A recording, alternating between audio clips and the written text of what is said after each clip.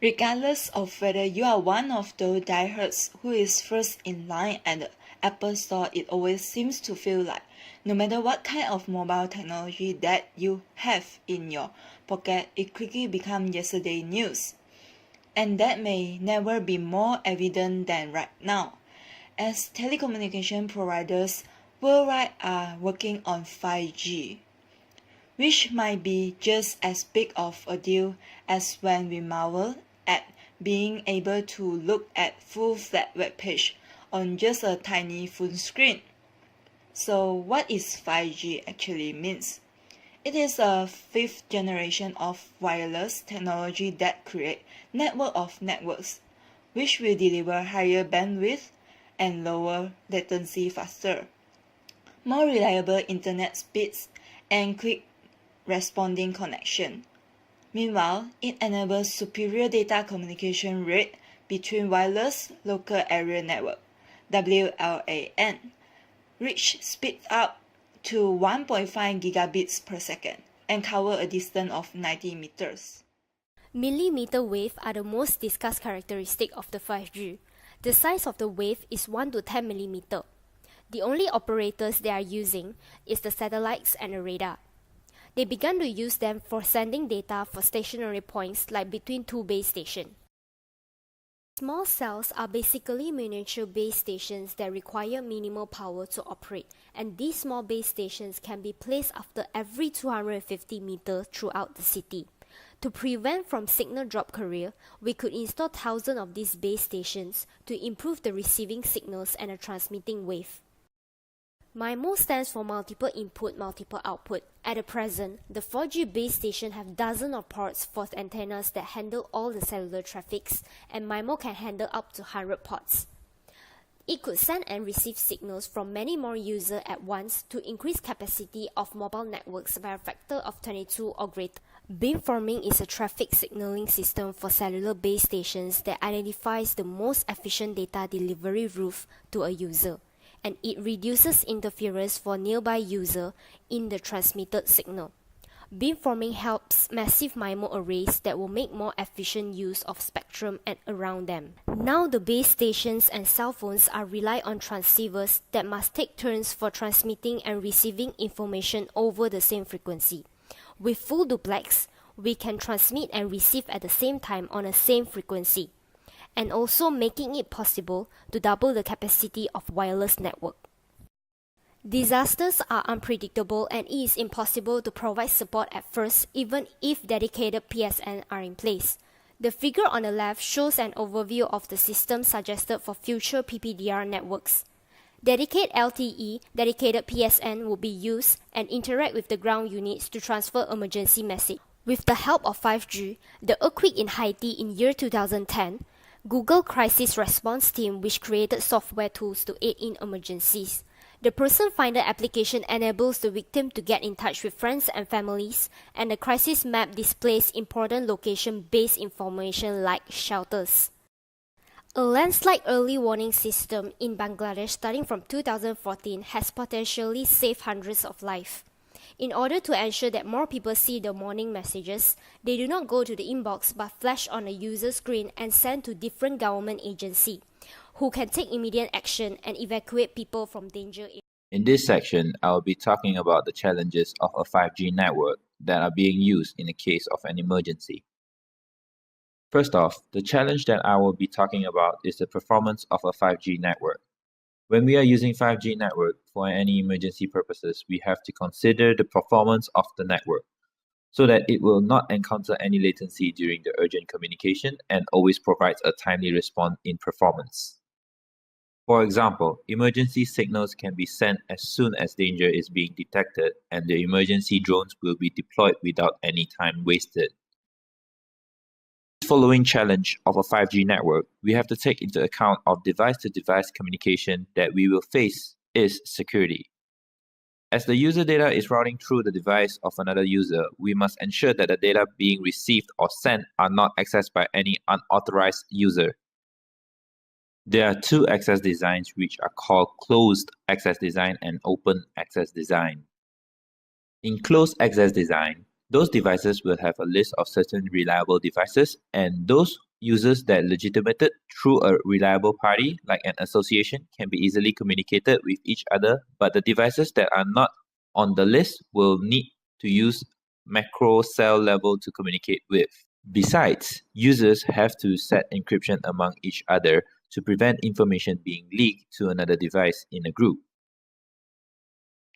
In open access design, each device can turn into relay for other devices deprived of any limits, but in this access, the security is a problem.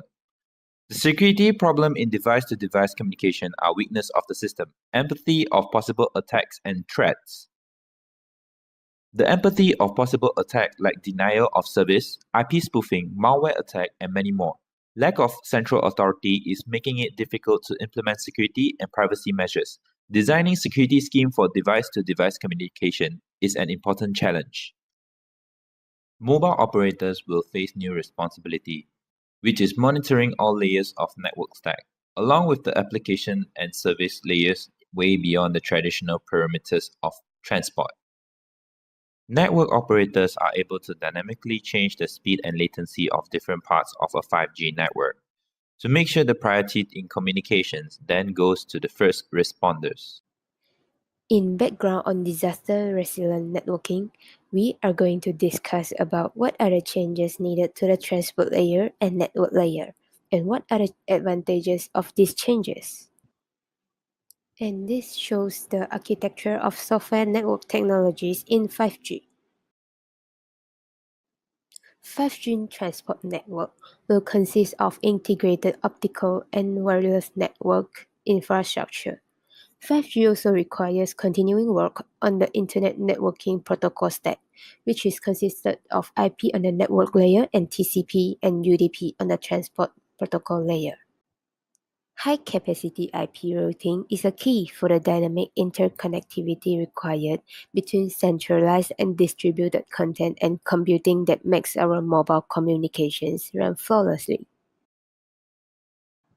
Changes to the initial TCP's congestion control mechanism with or without network relation can be implemented because when transmitting larger TCP packets in 5G networks, a larger packet size provides a faster growth of the congestion window and higher achievable rate. Therefore, due to a reduced TCP header overhead and a reduced number of TCP ACKs, a large packet is available more downlink or uplink resources, which resulting in higher throughput values. All of the changes mentioned above can be implemented in future mobile network with or without network layer relations because it can lead to a faster spread of life-saving information and better coordination of emergency response.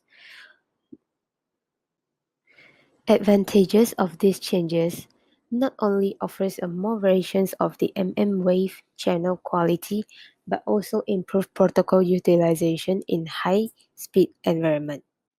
Now that we've understand what is 5G and how it works, in this part of the video, we will talk about the operations of 5G networks and what we can do with it. We know that 5G takes a big role in close to instant data delivery because of the continuing work in the Internet Networking Protocol stack. But how can it be used during disasters and emergencies? Remote-controlled drones became increasingly popular these days. To utilize drones in a disaster, they are able to deliver medicine supplies to disaster area or hospitals in which operating on 5G network allows it to minimize the risk of delays such as traffic or human error in the process of delivery. Since 5G network delivers data in a very high speed, it can also be used for firefighting. Deploying multiple drones to extinguish fire will not only tackle emergency or natural disaster more effectively, but also reduce the risk to human life. Another way we can utilize 5G during an emergency or a disaster is a smart ambulance. With low latency and high reliability, 5G allows the ambulance to send medical and observational data to the hospital before they arrive to prepare the hospital for incoming patients. All of these operations would work more effectively with network slicing. What is network slicing? guarantees the network services used for the emergency are not interrupted or affected by the increased usage of others nearby. So, there are several potential benefits of 5G. 5G networks are also expected to support the emerging use cases related to the IoT, machine-type communications, broadcast-like services, and live communication during natural disasters. 5G will fulfill these demands by adopting new technologies like proximity services, through which devices communicate with each other directly instead of relying on base stations of network operators. In a disaster, the effective use of radio resources is very important with the goal of serving a large number of affected people to collect information from different nodes in the disaster zone. In this context, device-to-device communication will be an effective solution allowing an efficient spectrum allocation without adding any further delay in content uploading for the user equipments. Drone-based communications can provide several degrees of freedom in time, space, and it can be used for multiple purposes like safe healing, offloading, coverage extension, disaster recovery. This is why the wide deployment of drone-based communications has the potential to be integrated in 5G standards. Drones assist firefighters by providing near real-time images of areas which are too dangerous to access and enabling rapid damage assessments. The high-speed and low-latency 5G network will allow real-time images and enable faster responses than with 4G. Drones would provide temporary base stations that would form an ad hoc network and help spread the internet to areas that are lack of reliable connectivity. Hope you enjoyed the video and thanks for watching.